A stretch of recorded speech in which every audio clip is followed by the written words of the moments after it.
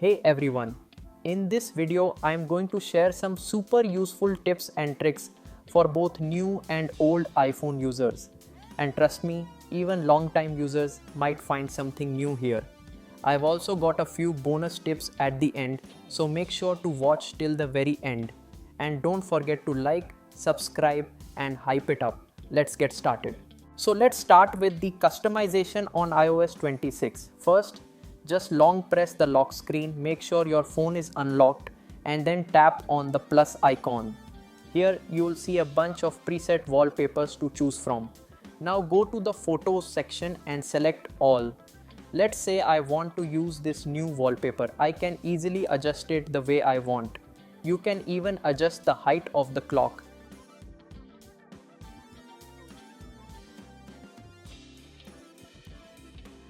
Now here's the interesting part.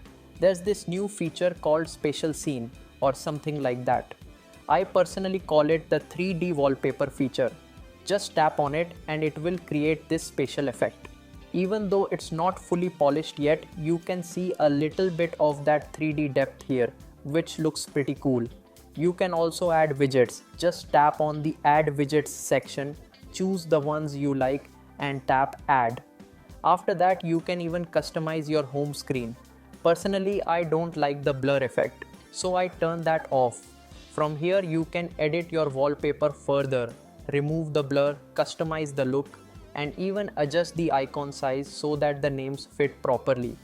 I usually prefer the clear, light mode look, but you can also switch it to dark or auto if you like. So yeah, that's the new customization setup you can do in iOS 26.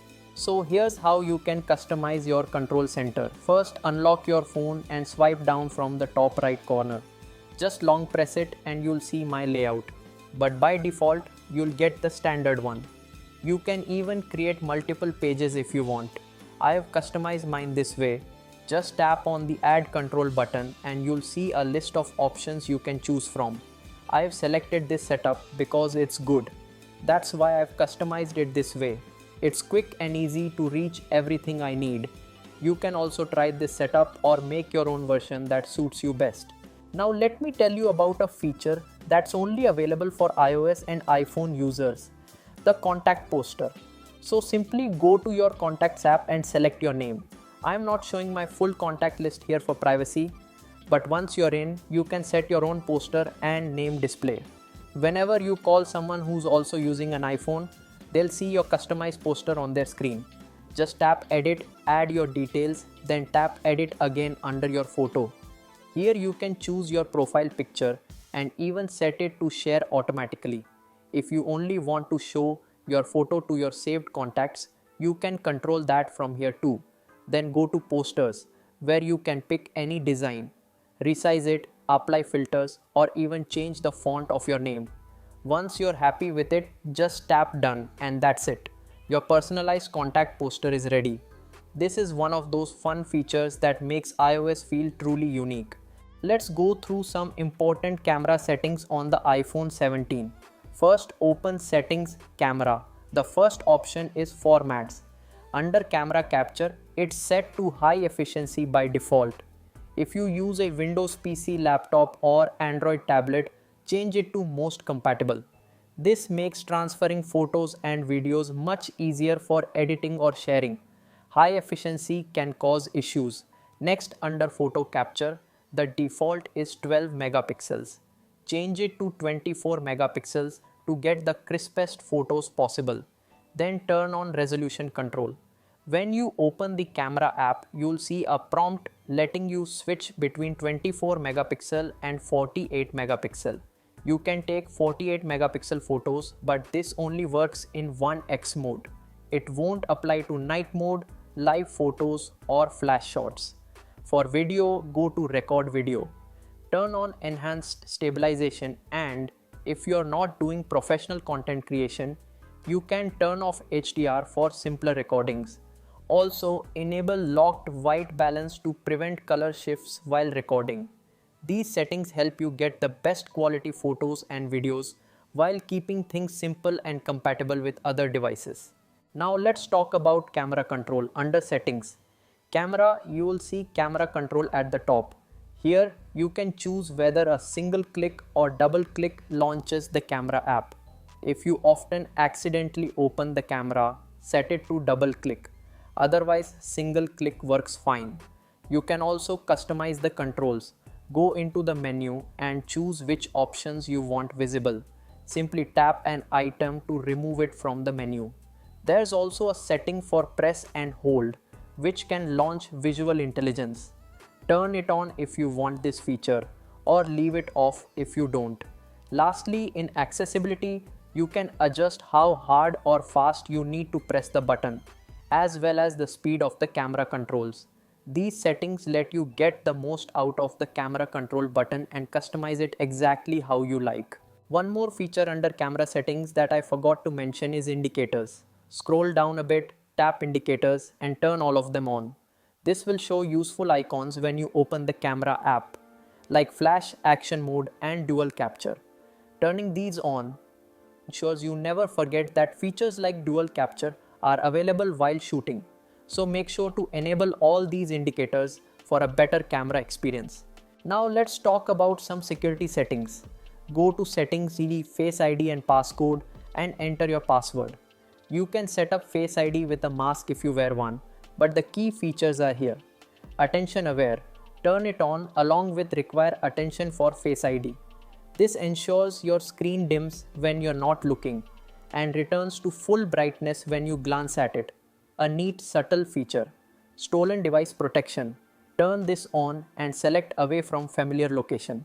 If someone tries to change your password, it will take an hour, giving you time to secure your accounts. Allow access when locked. Scroll to the bottom and turn off options you don't want accessible. Most importantly, disable control center access so no one can toggle Wi-Fi, Bluetooth, or airplane mode while your phone is locked. These Face ID and passcode settings make your iPhone much more secure and give you peace of mind. Now let me tell you about some emergency settings that people often skip but can be life-saving in a crisis. Go to Emergency SOS in your settings. Here, turn on all the available options and make sure to disable Call Quietly. You can also set up your emergency contacts. I'll hide my numbers, but you can add family, friends, or even important numbers like an ambulance or police. In an emergency, triggering this feature will automatically call these contacts so you can get help quickly. This is a really important setting. Don't skip it. It could make a huge difference in a real crisis. Now let me show you some convenient phone settings. First, go to settings, then click phone, then go to announce calls. If you use headphones, you can set it to headphones only. This way, when a call comes in while you're working or away from your phone, you can hear who's calling and decide whether to pick up or decline. Super convenient. Second, a new feature in iOS 26, even on older iPhones like the 11, is screen unknown callers. This is a lifesaver for dealing with spam or promotional calls. You can set it to ask reason for calling, which prompts unknown callers to give their name and reason before your phone rings. Then you can see the reason on your screen and decide whether to pick up. For example, if it's an insurance call, you can decline without answering. If it's someone who really needs you, you'll know and can pick up. This feature is especially helpful if you get a lot of spam calls and want to avoid unnecessary interruptions. Next, let's talk about Apple Notes. If you don't use it, you can skip this, but for those who do, this is a handy feature. If you have a note with crucial information, you can lock it. Just tap and hold the note, then select Lock Note. It will require Face ID to access, keeping your note secure. You can also go to Settings and in Notes Password. If you want a custom password for locked notes, separate from your device passcode. This gives you an extra layer of security for sensitive information. It's a simple but really useful feature to keep your private notes safe. Now this feature is for anyone who experiences eye irritation when using an OLED screen at low brightness. Go to Settings, Accessibility, Display and Text Size. Scroll down and you'll see Display Pulse Smoothing PWM Dimming. Turn this on and it reduces flicker at lower brightness levels, making the screen easier on your eyes, especially in the dark. I didn't even realize I had this problem until I used my first OLED iPhone. but enabling this feature really helps. With iOS 26, this setting is finally available on the iPhone 17. I'm not sure if older models have it, but it's a great addition for eye comfort. Now, if your iPhone has an action button, you can unlock a lot more functionality than just silencing your phone.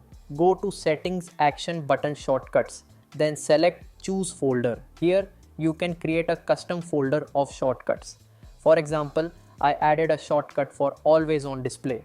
Now, whenever I press the action button, I can quickly toggle it on or off without going into settings. You can map any shortcut to the action button, making it super convenient. Most people just use it to silence their phone, but it can do so much more. It's a really handy feature once you set it up properly. Now let's talk about some Apple Music settings, especially if you're new to the app. Go to Settings, Music, Audio. First, turn Dolby Atmos to Always On for the best audio experience. Then under Audio Quality, set Wi-Fi streaming and download to high-res lossless. To fully enjoy lossless audio, you'll need wired earphones like Lightning or USB-C earpods. In EQ, you can pick any setting you like. One underrated feature is Song Transition Auto Mix. Don't choose crossfade. Auto Mix makes songs transition smoothly like having a private DJ. It's perfect for playlists. If you're moving from another music service, use Transfer Music from other services. This works via SongShift, free with an Apple Music subscription. You can transfer playlists from Spotify or other apps instantly. Finally, enable animated album art. This lets album covers animate in the music player and even on the lock screen, a feature only Apple Music supports, not Spotify. These settings are why I migrated back to Apple Music. They make the experience smoother, more immersive, and just more fun to use. Now here's a bonus tip for those who asked about AdGuard, an app that blocks ads in browser. Go to the App Store, search for AdGuard and download it. Once installed, open the app and go to Settings. Under Extensions, enable all AdGuard extensions. Next, go back to AdGuard and hit the refresh button. When it says filters updated, you're all set. Now open Safari. Even on ad-heavy or pirated sites, AdGuard will block most ads, giving you a cleaner browsing experience. I personally use AdGuard all the time, and it works really well for removing unwanted ads. Here's a cool trick to make the colors on your iPhone pop. Go to Settings, then Accessibility, then Display and Text Size, then Color Filters. Turn on color filters and select the blue-yellow filter. Then increase the intensity up to the midpoint. This makes the colors much more vibrant without overly affecting your content. It's not exactly like Android's saturation controls, but it's the closest you can get on an iPhone, and it really makes the screen look more lively and colorful. These were some tips for both new iPhone users and those who didn't know about these features. I've also shared my battery saving tips, but I won't go into too much detail here since I already have a dedicated video on that. You can check it out on my channel. I've also linked it in the description if you want to save at least 30 minutes of battery life. If you found this video helpful, make sure to subscribe and hit the like button. I'll see you in the next one. Bye bye.